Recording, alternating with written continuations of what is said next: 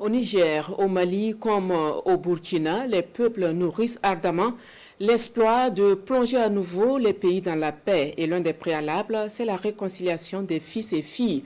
Les Maliens ont alors opté d'aller vers une charte. Sur son contenu, les avis de tous les Maliens comptent, ceux de l'intérieur comme de l'extérieur.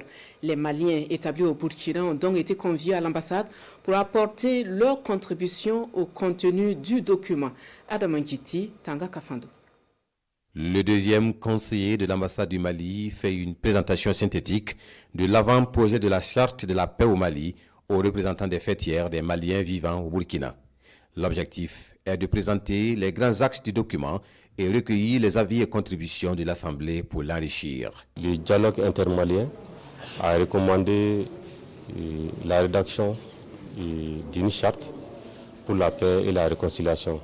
Et pour matérialiser cette volonté, le président de la transition chef de l'État, le général d'armée Assimi Goïta, a mis en place un décret qui instaure une commission de rédaction du dit document.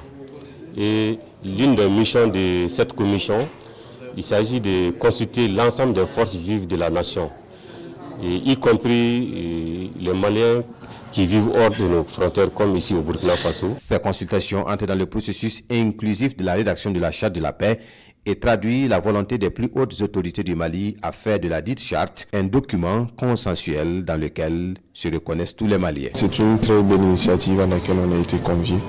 Nous avons tenu plutôt à participer à cet échange pour apporter notre pierre constructive.